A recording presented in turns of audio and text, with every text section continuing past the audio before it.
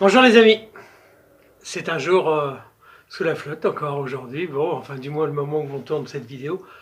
Alors aujourd'hui on a la chance d'avoir un petit peu d'espace autour de nous. En Bretagne, quand on a une petite ferme avec plusieurs bâtiments, ils appellent ça un petit village. Alors on est dans notre petit village, pas des irréductibles gaulois, mais pas loin. Donc il y a énormément de gens qui m'ont demandé régulièrement comment ça se fait, comment on peut s'installer à la campagne, qu'est-ce qu'on a fait comme démarche, qu'est-ce qu'on a trouvé, pourquoi on a choisi, etc. Et, euh, et puis d'un côté, j'arrive pas à répondre à tout le monde parce que j'ai beaucoup de questions et donc j'ai dit, à l'occasion, je ferai une vidéo. On profite qu'il fait pas très beau, que nous avons terminé nos plantations de 2021 chez nous en Bretagne, dans le cœur de la Bretagne, donc le Callen Braze.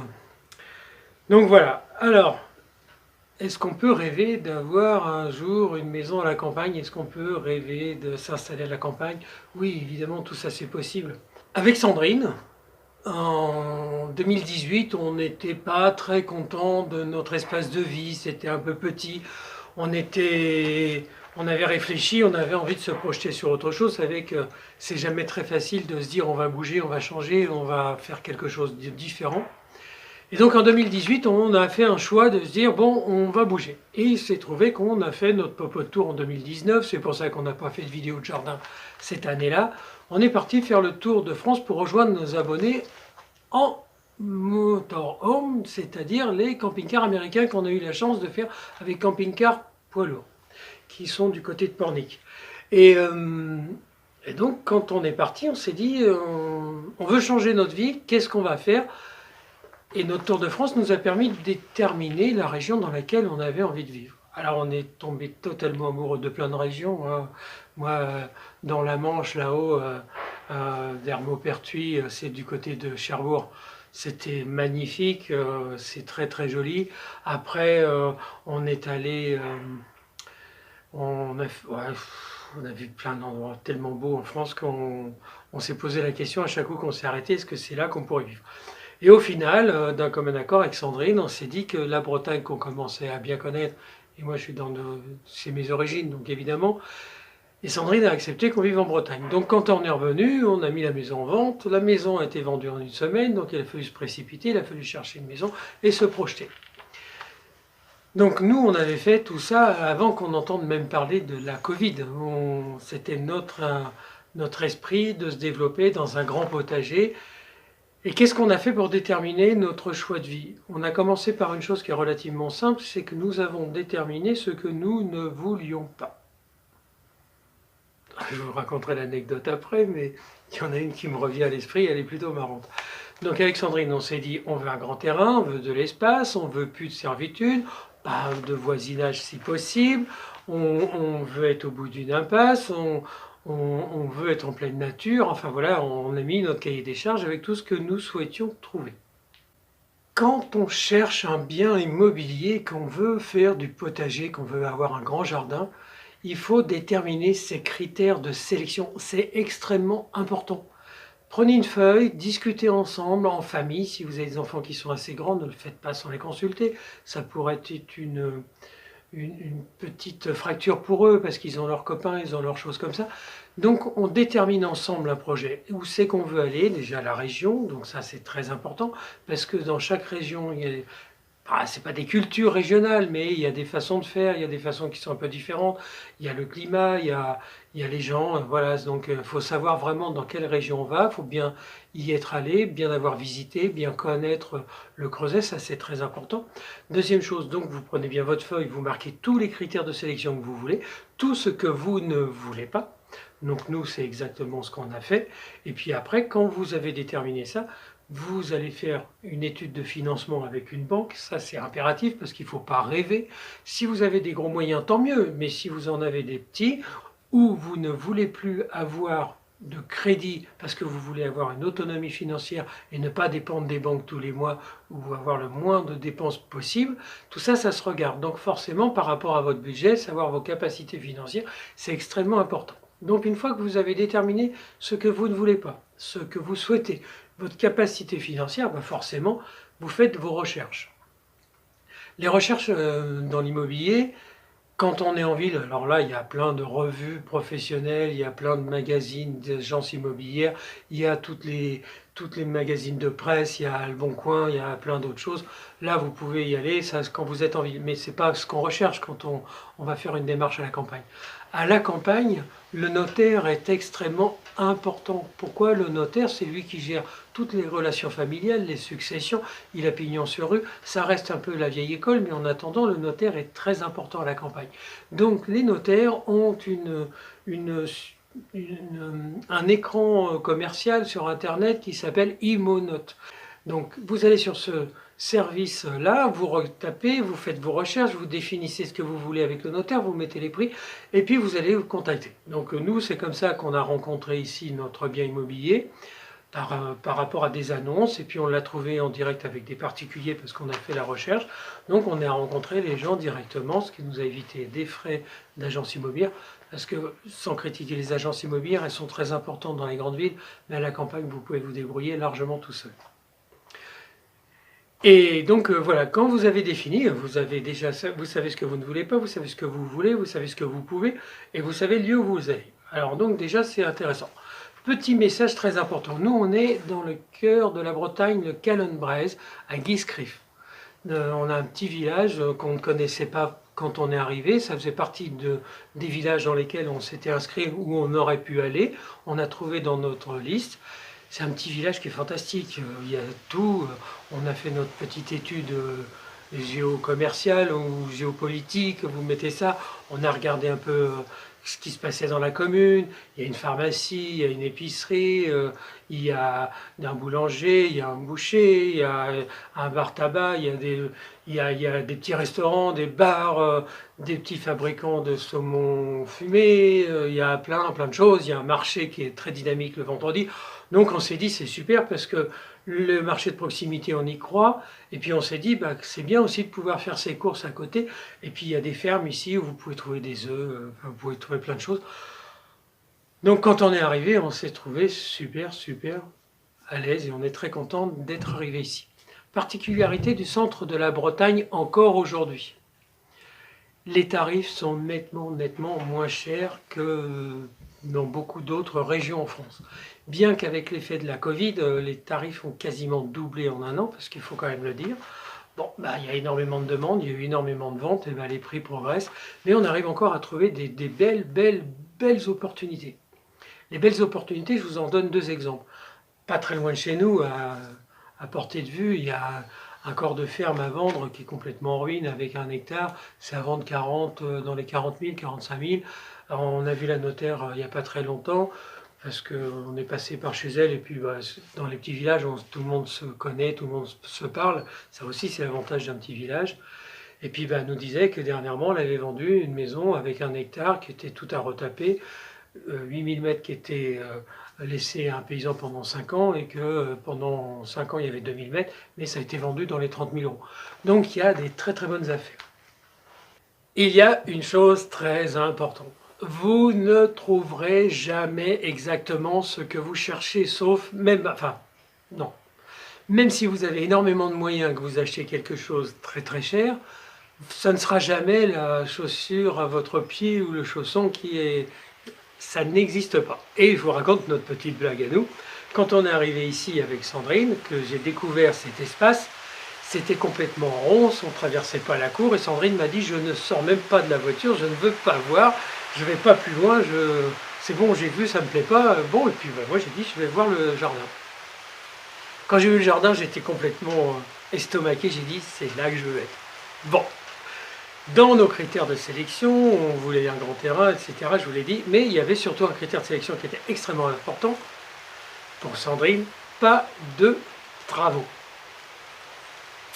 Alors là, il a fallu négocier dur. Hein. Sandrine est tordue de rire. Pas de travaux. Eh bien si. Donc, qu'est-ce qu'on a fait? On a acheté un mobil-home. Donc, la galère du mobil-home, on l'a déjà vu en vidéo, on vous l'a raconté. Quand on est arrivé avec un mobil-home pour l'installer, ça ne rentrait pas dans le chemin. On a dû le mettre chez un paysan à côté, super gentil, Guillaume, qui nous a accueillis. On a posé ça dans sa cour de ferme. Et on y a laissé pendant 2 mois, le temps qu'on se retourne, qu'on trouve des solutions, attendre que le voisin ait ratissé ait fait ses travaux dans son champ, qu'il soit accessible. Je ne sais pas si vous entendez, c'est la pluie. Et donc on a pris une grue, on a pris un grand tracteur, on a mis le mobil-home sur le tracteur, on a traversé 4 km dans le village, traversé les champs, la grue, enfin bon, ça commence par bord et ça finit par del. Et une histoire, une aventure fantasmagorique. Enfin pour nous c'était très éprouvant. Et donc à partir de là, j'ai transformé complètement le mobil-home et j'ai dit à Sandrine, nous n'avons pas de travaux.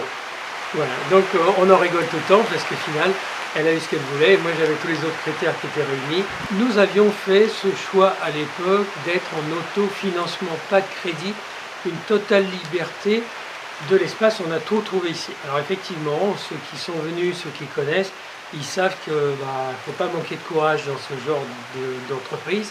C'est extrêmement compliqué de repartir à zéro et c'est aussi périlleux. Donc maintenant, je vais vous parler des autres petits soucis qu'on peut avoir. C'est joli sur le papier de dire ça y est, on est dans une belle ferme, c'est super, c'est sympa.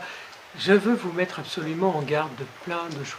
Donc vous avez fait votre étude de prix, vous avez fait votre capacité normale, vous avez fait votre capacité financière, vous avez défini votre projet. Prenez votre temps pour vous décider. Ne vous laissez pas influencer parce que on va vous dire oui, mais il y a d'autres acquéreurs sur le coup. Et bien tant pis, si ça part pour quelqu'un d'autre, c'est que c'était pas fait pour vous. Prenez votre temps, ne vous engagez pas. C'est un choix de vie familiale. Vous allez engager votre vie, vous allez engager votre famille. Et ça, c'est très important. Donc prenez bien le temps de faire les choses, prenez bien le temps de réfléchir. Rien sur un coup de tête, parce que dans tous les cas, tout ce qui se fait sur un coup de tête dans les matières immobilières, ça se paye très très cher. Donc vous pouvez avoir des problèmes de famille, parce que bien évidemment, quand on n'a pas un logement qui est confortable, c'est très désagréable. Quand on n'a pas les moyens, c'est aussi très désagréable. Et puis, on finit par un peu s'énerver, et puis la vie de famille devient très compliquée. Et donc faites très attention à ça, parce que une belle histoire, il faut que ça le reste. Il ne faut pas que ça devienne une moche histoire. Qui dit petit prix dit en général gros travaux. Quand vous êtes à la campagne comme nous on y est, si vous n'êtes pas du bâtiment, vous allez devoir faire appel à des entreprises. Ça va vous poser aussi un petit souci dans votre financement parce que bon, pour l'ordre d'idée, une rénovation, c'était dit dans les 1000 euros le mètre carré en rénovation. Aujourd'hui, on est plutôt dans les 1200 euros. Il se trouve que dans notre petit village, ici, il y a une centaine de biens immobiliers qui ont été vendus cette année. Donc ce sont tous des biens qui sont à rénover. Les entreprises, les entrepreneurs, les artisans, ils sont surbookés. Ils ont un boulot titanesque, donc forcément, plus il y a de monde, plus les prix augmentent. Ça, c'est la loi du marché, c'est incontournable. Donc ça veut dire qu'aujourd'hui, on est plutôt dans les 1200 euros. Donc si vous achetez une maison qui fait 120 mètres carrés rénovés ou 100 mètres carrés rénovés, ou que vous en rénovez que 60 ou 70 mètres, il y a quand même un budget de 70 à 85 000 euros à quelque chose près, ou plus cher. Donc ça dépendra de votre projet. Donc aujourd'hui, faites attention à ça, parce que si vous n'êtes pas artisan, si vous n'êtes pas du bâtiment, les banques ne vont pas vous financer une acquisition, plus les travaux, si vous n'avez pas des devis faits par des entreprises. Si vous êtes artisan, effectivement, le banquier va avoir confiance en vous, sachant que vous saurez faire ou que vous avez des copains, que vous allez vous tirer à meilleur prix. Et dans tous les cas, vous le savez tous, les banquiers, ce n'est pas des philanthropes, et on ne prête pas si c'est pour perdre de l'argent. Et puis ça, il faut le comprendre aussi, même si ce n'est pas ce qui est plus sympa dans le monde, mais en attendant, si on n'a pas de banquier, bien souvent, on ne peut pas faire grand-chose. Le coût de revient d'un projet, il est relativement simple. Vous avez le prix de vente, vous avez les frais de mutation qui sont dits les frais de notaire. Alors, petit mot là-dessus, parce que les notaires, c'est pas eux qui encaissent cet argent-là, c'est pas eux qui se mettent les 7 ou 8 ou 10% de la transaction dans la poche. Ce sont des frais d'État, des frais de mutation, des frais d'enregistrement, des frais d'hypothèque. Le notaire, lui, touche vraiment pas grand-chose par rapport à ça. Donc il ne faut pas les prendre non plus pour des sangsues. Ils sont malheureusement des agents de l'État. Ce sont les scribes de l'État, entre guillemets, excusez-moi de dire ça, messieurs et mesdames les notaires. Mais bon, il fallait quand même le préciser. Donc le vrai coût de revient d'un projet immobilier. Le prix d'acquisition, le prix des frais de mutation, le prix des travaux. Et n'oubliez pas une petite chose, si vous êtes à la campagne, que monsieur travaille, que madame travaille, il faut 2 voitures. Si vous n'en avez qu'une, il faut penser à ces frais. Ça, c'est des frais qui sont pas marqués sur la liste, mais que vous ne pourrez pas couper. Et quand on se retrouve sans voiture, si on est loin du village et qu'il faut faire ses courses en vélo, et que c'est madame ou monsieur qui s'y colle, ben c'est pas super sympa. Donc pensez-y aussi. Et puis après, si on prend un peu de terrain, ben c'est comme nous, il faut acheter un tracteur tondeuse, il faut acheter une motobineuse, il faut acheter une tondeuse à dos, il faut acheter une tronçonneuse, tout ça, ça coûte beaucoup, beaucoup, beaucoup d'argent et ça, c'est pas marqué dans les budgets. Donc faites attention, prévoyez ça, je vous en prie, parce que comme je vous l'ai dit en préambule, c'est un choix familial et vous engagez la famille. Et si vous êtes en pénurie de tout, que vous n'y arrivez pas, que vous ne joignez pas les deux bouts, c'est pas bon du tout. La vie, elle va devenir très compliquée. Et une vie compliquée en famille, malheureusement, c'est tous à peu près comment ça termine. Nous sommes dans le cœur de la Bretagne. Alors, si vous avez envie de vous y installer, on serait nos voisins à quelques kilomètres, vous serez les bienvenus. Il y a énormément de travail en Bretagne. Mais par contre, ce ne sont pas les travaux dans les institutions, les travaux dans les banques, les travaux dans les entreprises commerciales. C'est beaucoup de l'élevage, c'est beaucoup de l'agriculture, du bâtiment. Vous pouvez avoir la chance de rentrer dans une collectivité par une mutation, mais enfin ça c'est quand même un peu plus rare. Voilà, donc le gros du travail il tourne autour de la terre, de la vie, donc beaucoup d'artisanat. Vous trouverez, ah oui, il y a aussi les chauffeurs qui sont extrêmement demandés. Il y a une pénurie de chauffeurs en Bretagne parce que la Bretagne c'est le creuset de l'élevage français, c'est le garde-manger français pour beaucoup de variétés d'animaux, pardon. Et donc il y a beaucoup de transport. Donc si vous avez le permis poids lourd avec tout ce qui va avec, vous mettez pas une semaine pour trouver du boulot. Donc pensez-y à ça aussi, c'est-à-dire que vous quittez votre petite place bien sympa dans une entreprise et vous arrivez ici. Vous risquez d'avoir des propositions qui ne sont pas faciles. Il y a aussi les abattoirs. Là, dans notre village, on a le plus grand abattoir de volailles de Bretagne. Donc ça embauche, mais bon, il faut avoir le cœur d'y aller et le cœur de le faire. Donc c'est peut-être pas la belle image d'Épinal qu'on pense aussi. Et puis après, il y a le caractère des régions. Ça, c'est le dernier point que je voulais vous parler. Alors les Bretons, ils sont super accueillants. Mais par contre, les Bretons, ils prennent du temps. Alors, vous ne croyez pas que vous allez arriver en Bretagne et que les Bretons, ils vont devenir vos copains tout de suite. Donc, ils ont un certain regard sur la chose vécue. Ils sont très, très bienveillants. Bon, nous, on a été acceptés ici parce que ça s'est fait comme ça. Ils n'aiment pas les gens qui sont redondants et qui se la pètent, entre guillemets. Donc, alors, ceux-là, ils sont... Voilà, parce que les Bretons, il ne faut pas oublier qu'ils viennent tous de la terre et que l'humilité, que ce soit des pêcheurs ou des cultivateurs, c'était des métiers très très humbles. Donc les Bretons ont une espèce de forme d'humilité. Ils sont très accueillants quand ils vous connaissent. Après, ils viennent vous rendre visite, ils viennent boire l'apéro, ils vous invitent. C'est très très facile, c'est un très très bon accueil. Mais il faut du temps.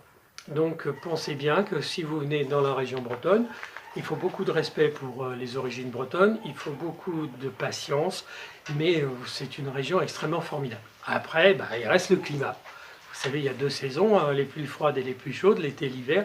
Bon, cette année, c'est vraiment que des pluies tièdes, parce qu'on n'a pas eu d'hiver, mais pas de printemps non plus, ni d'été. Bon, il pleut beaucoup, j'ai même plus besoin d'arroser le jardin, pour être honnête. Voilà, j'avais envie de vous parler de ça, parce qu'il y a plein de gens qui me sollicitent, qui nous demandent comment on a fait. Et voilà, donc nous, on a pensé toutes ces choses que je viens de vous dire. C'est très important que vous en preniez vraiment compte, parce que se retrouver quand on a 1 hectare à débroussailler, ça paraît joli sur le papier, mais quand on y est tous les jours et qu'on fait 10 heures par jour de tronçonneuse, de débroussaillage, qu'après il faut aller à la déchetterie, qu'il faut être toute la journée en train de travailler, c'est pas toujours évident. Alors, si vous avez beaucoup de courage, si vous avez la conscience de ce que vous faites et si vous en avez vraiment envie, on espère vous rencontrer très très vite. Voilà, je vous laisse sur ce petit mot parce que c'était important pour moi. C'est un peu la réflexion des anciens, des vieux, parce que c'est un peu notre profil maintenant. On commence à arriver avec de l'âge. Et puis quand on voit les petits jeunes qui nous disent « Ouais, je vais aller vivre à la campagne », attention, c'est peut-être pas si facile que ça. Et ne transformez pas une belle aventure en une grosse galère. Je vous embrasse très fort. J'espère que mes conseils vous auront apporté quelques éclairages. À très vite, à très bientôt.